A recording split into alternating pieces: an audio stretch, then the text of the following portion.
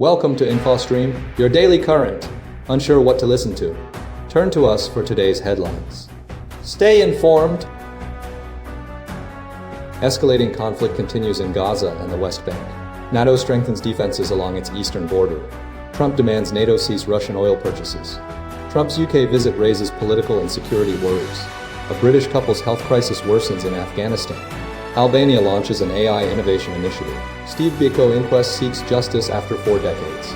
Simone Gbagbo returns to power in Ivory Coast. Nepal appoints its first female prime minister. Trump proposes raising drug prices globally. Brazil's verdict mirrors Trump's legal battles. Prince Harry supports Ukraine's war wounded. Tommy Robinson's campaign causes controversy. Thai businessman wins golf tournament. Utah shooting fuels political division. Escalating conflict, intensified bombardments, and property destruction in Gaza and the West Bank.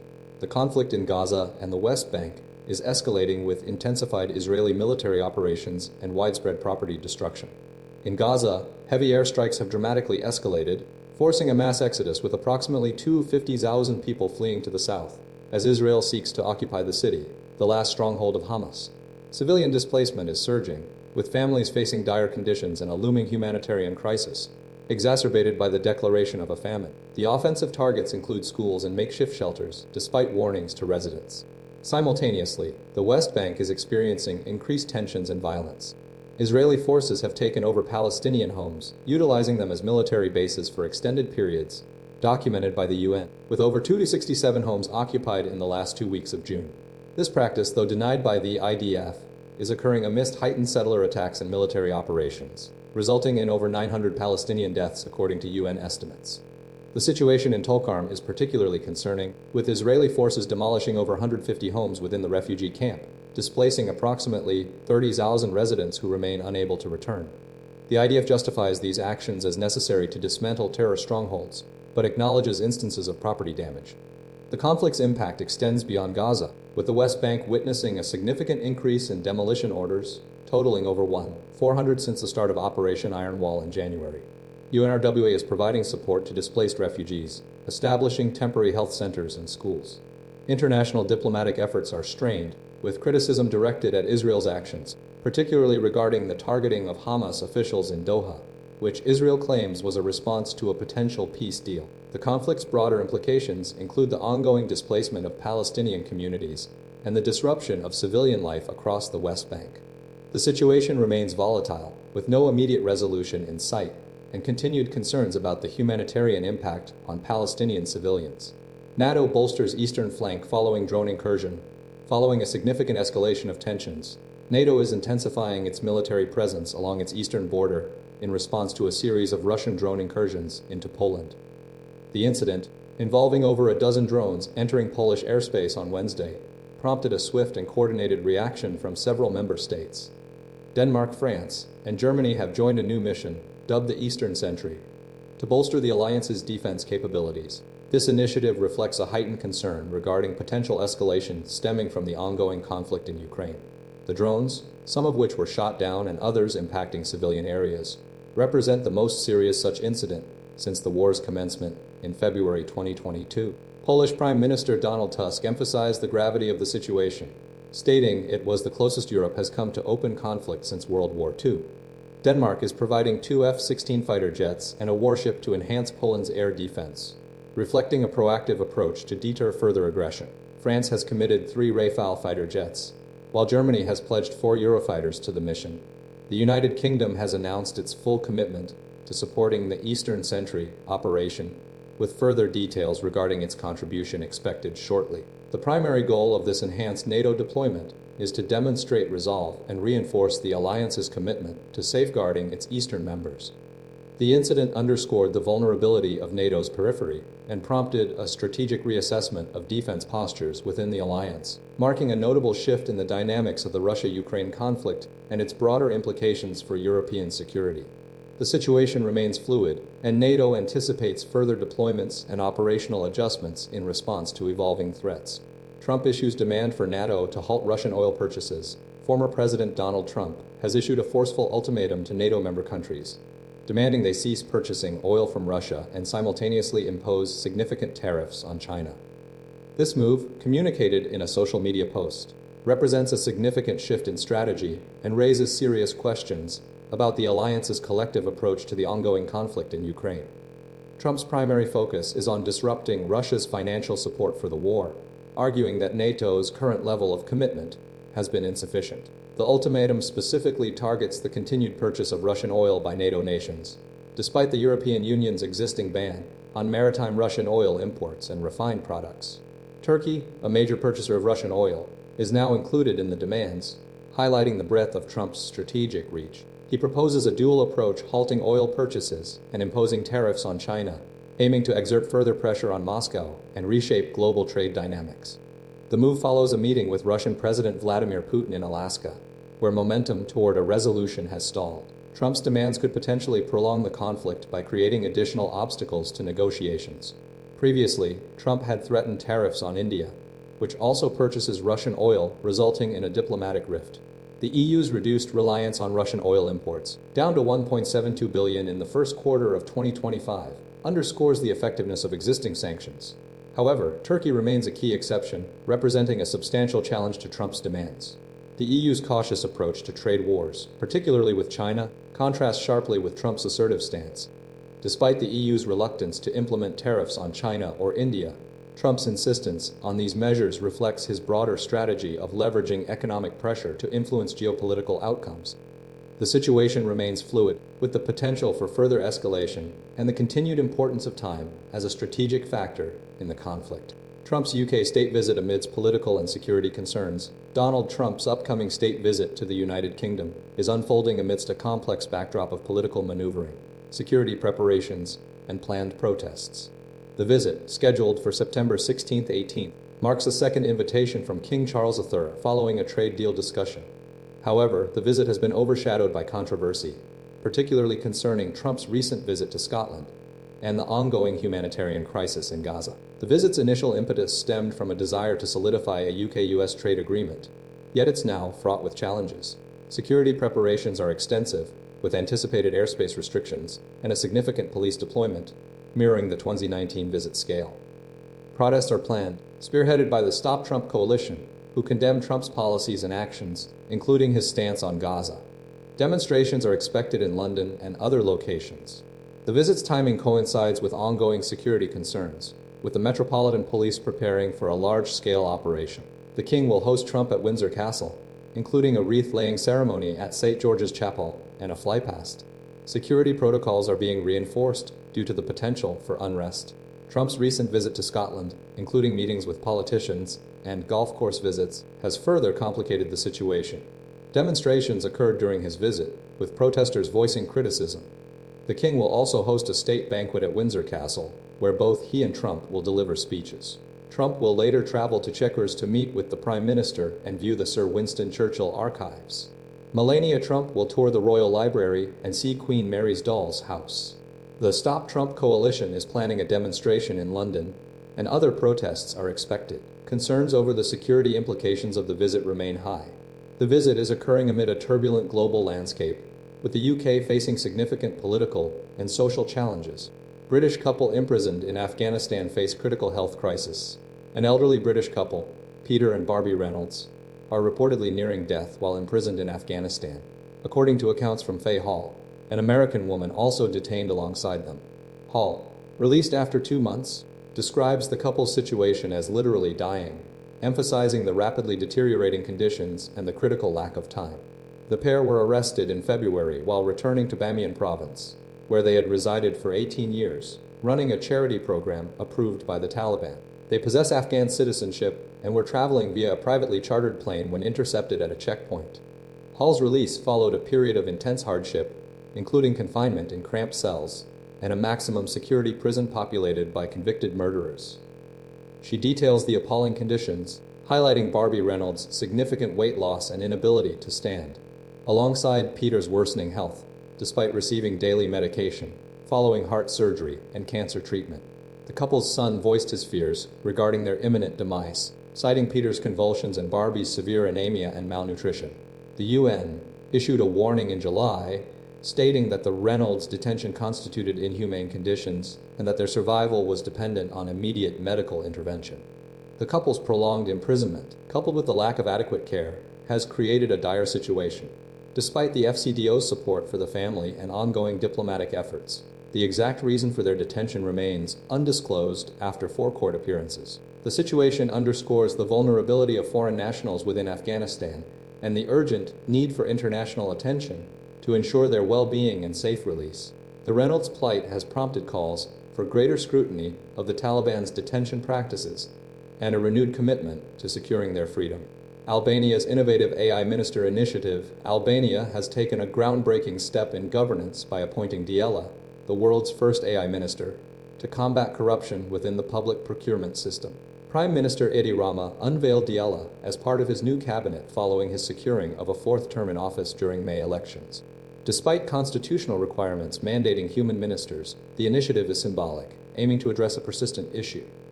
Djela, named a son in Albanian, is designed to eliminate potential corruption and streamline the public bidding process.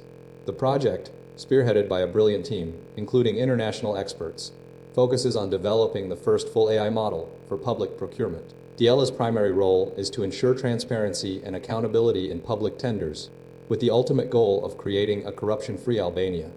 The AI will analyze bidding processes, preventing any undue influence and accelerating the procurement timeline. Prior to her official appointment, Djela functioned as an AI-powered virtual assistant, assisting citizens in obtaining official documents, demonstrating her functionality.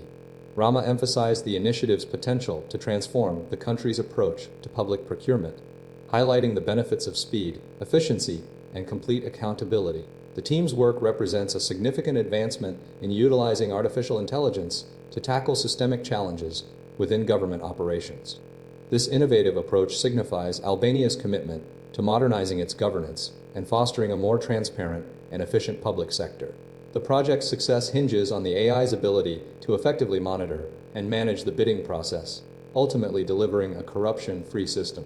Steve Biko Inquest family seeks justice after 4 decades. The inquest into the death of Steve Biko, a pivotal anti-apartheid activist, continues with the Biko family expressing unwavering confidence in the pursuit of prosecutions. Biko, the founder of the Black Consciousness movement, died in 1977 from a brain injury following an arrest at a roadblock, a death initially attributed to self-harm, but now strongly suspected of being the result of police brutality. 48 years after his death, a new inquest is underway, aiming to finally establish the truth behind his demise and hold those responsible accountable. Nkosinathi Biko, the son of Steve Biko, stated that the family possesses a clear understanding of the events surrounding his father's death, alleging that Biko was subjected to torture by 5 police officers while in detention, despite having been under a banning order at the time. The family believes a democratic court will definitively conclude that the murder was orchestrated and executed by these individuals. 2 of the implicated officers remain alive, now in their 80s.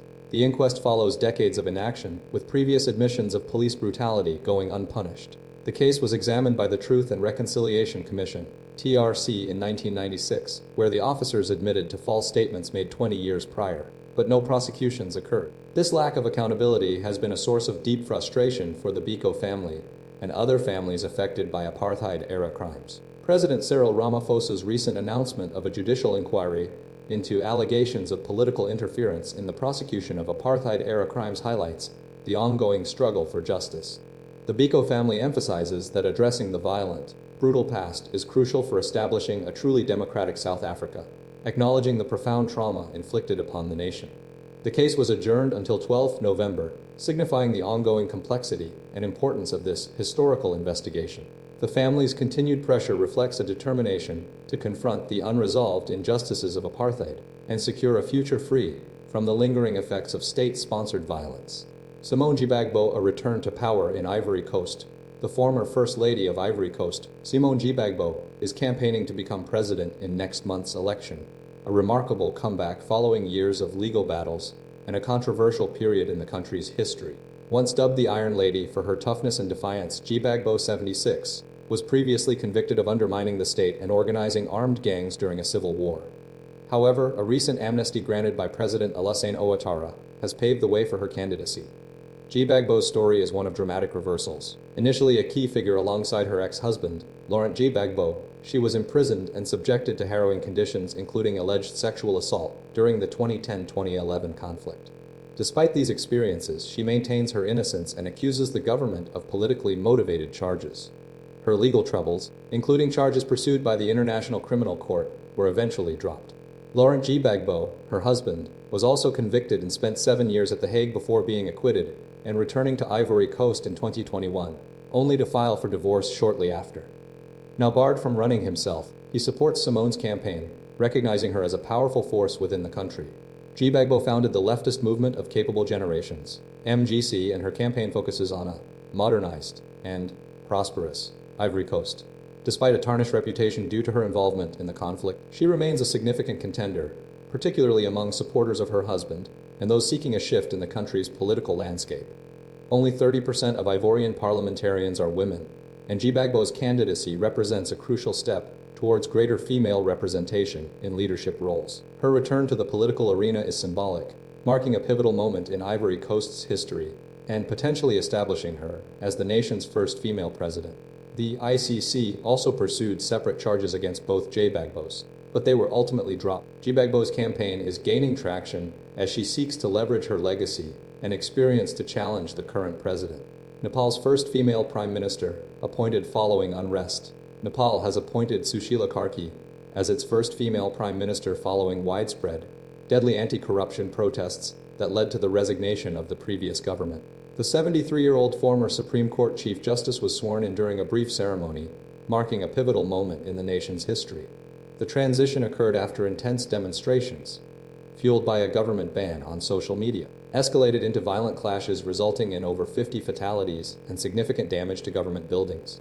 These protests, largely driven by student activists from the Gen Z movement, demanded greater accountability and transparency from the ruling administration. The unrest culminated in the storming of parliament and government buildings in Kathmandu, forcing Prime Minister KP Sharma Oli to step down. Following days of negotiations involving the president, protest leaders, and legal experts, an agreement was reached to dissolve parliament and schedule general elections for 5 March of next year. The agreement signifies a significant shift in Nepal's political landscape, acknowledging the public's demand for change. Sushila Karki's reputation for a clean image has garnered support from various sectors, particularly the younger generation. Her appointment underscores the nation's commitment to addressing corruption and promoting democratic values. The swift action to hold elections demonstrates a desire to restore stability and return to a functional government. The events highlight the power of public dissent and the importance of responsive governance within the Himalayan nation.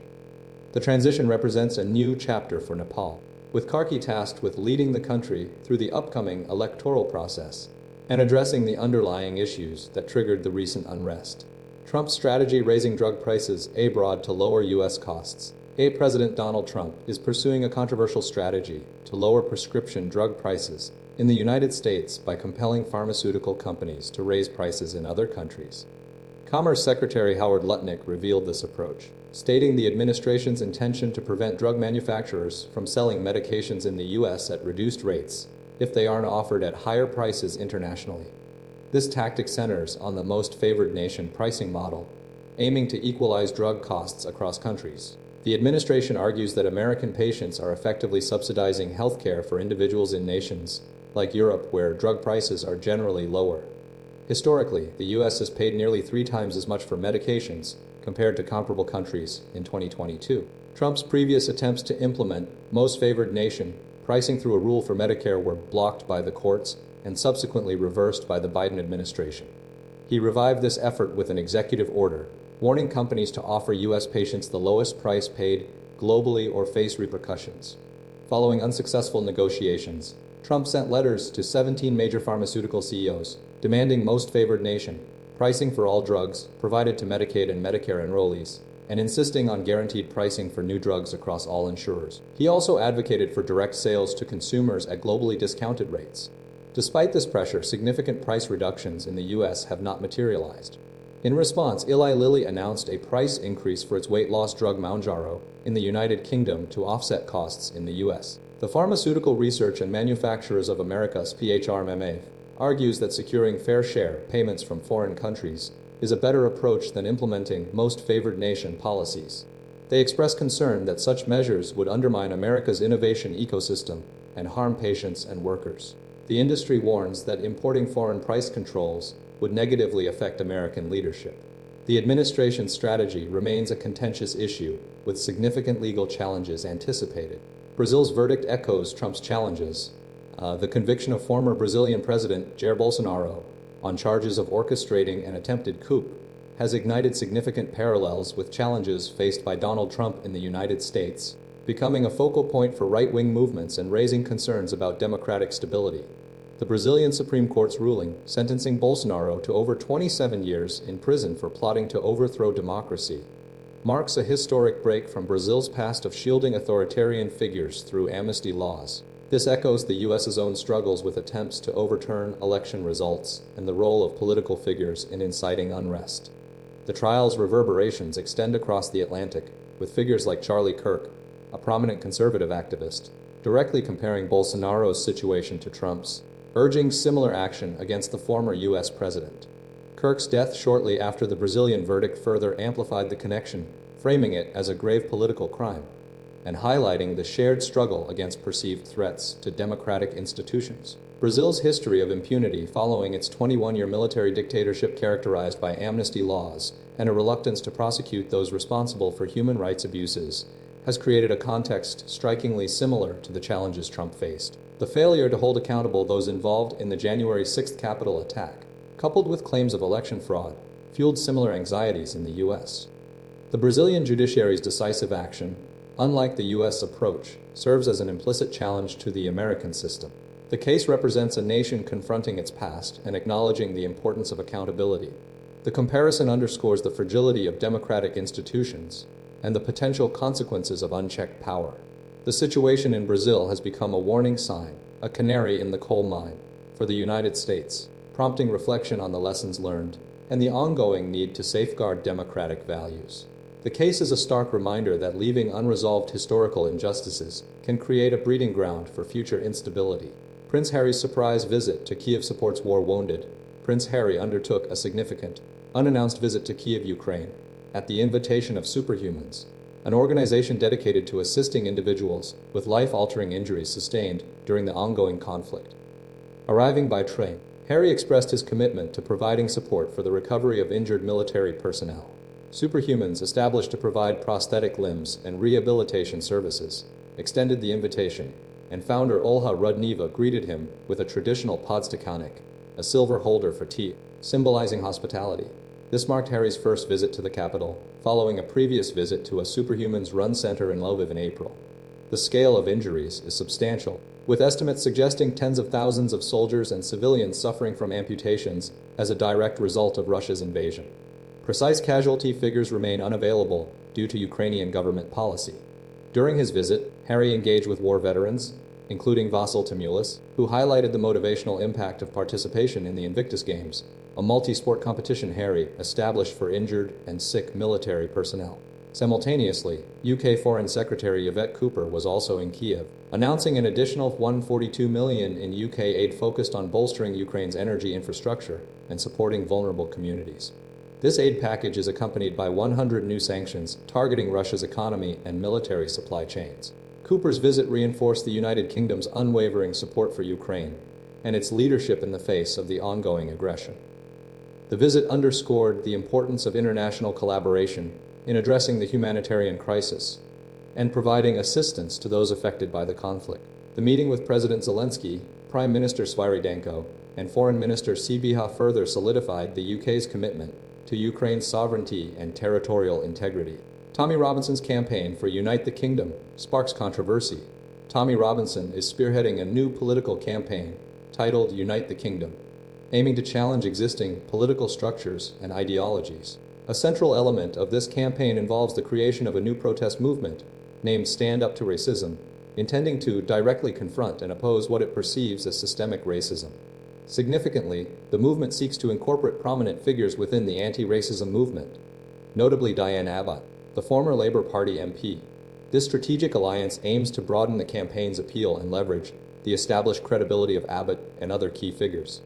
The initiative's core objective is to mobilize public opposition against what it describes as discriminatory practices and policies across various sectors. Stand Up to Racism is designed to be a direct counter to established anti-racism groups, utilizing a different approach to raise awareness and advocate for change. Robinson's involvement is particularly noteworthy, given his previous advocacy for far-right causes and his history of controversial statements. The formation of Stand Up to Racism represents a deliberate attempt to disrupt and reshape the landscape of anti-racist activism. By drawing in figures like Diane Abbott, the movement hopes to gain significant traction and influence, presenting an alternative perspective on issues related to race and equality. The campaign's success hinges on its ability to attract a diverse range of supporters and effectively communicate its message to a wider audience, capitalizing on existing concerns about discrimination and inequality. The strategic recruitment of Abbott is a crucial element of this effort. Thai businessman leads Shinhan Donghae Open after stunning round, and Inchin, Swedish golfer Bjorn Hellgren emerged as the commanding leader of the Shinhan Donghae Open following a remarkable performance, posting a 6 under par 64. The round showcased a blend of precision and opportune shots, placing him one stroke ahead of a tightly packed group of competitors. Hellgren's score included an eagle and 6 birdies, marking a career-best performance on the Asian Tour. The round was particularly notable due to the challenging conditions, with the threat of rain prompting aggressive scoring strategies. A significant portion of Hellgren's success stemmed from capitalizing on favorable conditions, particularly the rolling greens, which facilitated accurate approaches. His eagle on the 7th hole, a par 5, was a key highlight, resulting from a perfectly struck drive and a subsequent 7-meter putt. He attributed this success to a combination of teamwork and the effectiveness of his new Callaway 7 wood. Competing alongside Hellgren were several Korean and Japanese golfers, including OK Taehoon and Lee Sang-hee, who tied for second place with a 65 and 66 respectively. Japanese golfers Ryutaro Nagano and Taiki Yoshida also secured positions in the top 4 with scores of 67 and 68 respectively. Korean golfer Song Young-han sits in 6th place with a score of 137. Other notable players include Zimbabwean golfer Scott Vincent, the Asian Tour Order of Merit leader, who carded a 67, and Thailand's Danthai Bunma, the joint first-round leader, who shot a 71, along with Hong Kong's Taichi Ko after a 69. The tournament's significance is amplified by its inclusion in the Asian Tour Order of Merit standings, with Vincent maintaining his lead. The event marks the 50th anniversary of diplomatic ties between Thailand and China, adding an extra layer of importance to the competition. The final round promises intense competition as golfers strive to secure the title and bolster their standings. Utah shooting Governor Cox champions civility amidst political turmoil. A tragic shooting targeting conservative commentator Charlie Kirk in Utah has triggered a complex political response, with Governor Spencer Cox emerging as a key figure advocating for calm and reasoned dialogue. The incident, occurring amidst heightened political tensions, prompted immediate finger-pointing and calls for action from various factions. Governor Cox swiftly took the lead, holding 2 press conferences to counter what he described as a tendency to escalate conflict through violence and animosity. He emphasized the importance of finding an off-ramp to prevent further deterioration of the situation, urging individuals to resist the temptation to respond with aggression. Cox highlighted the responsibility of each person to make a conscious choice, rejecting the cycle of violence. Investigators are currently working to determine the shooter's motives, focusing on a family member's account that the individual had become increasingly politically engaged and expressed dissatisfaction with Kirk's viewpoints. The governor referenced Kirk's own past statements promoting forgiveness, nonviolence, and avoiding online outrage. The incident has drawn criticism from some corners, particularly from former President Donald Trump, who has fueled speculation about radicalization within the conservative movement. However, Cox's message has garnered support across the political spectrum. Democratic Senator Brian Schatz praised Cox's approach, suggesting it could sway electoral votes. Cox's actions align with a long-standing initiative he and Maryland Governor Wes Moore have spearheaded the Disagree Better campaign. This effort aims to foster healthier political discourse and reduce the influence of online extremism. Cox's past criticism of Trump's rhetoric, including his urging for a more conciliatory approach, has been noted. The governor's emphasis on individuals logging off social media and engaging in community activities reflects a broader concern about the role of disinformation and online polarization. The shooting has underscored the fragility of civil discourse and the urgent need for responsible communication in the current political climate. Cox's leadership during this challenging time represents a deliberate choice to prioritize unity and reasoned discussion over inflammatory rhetoric.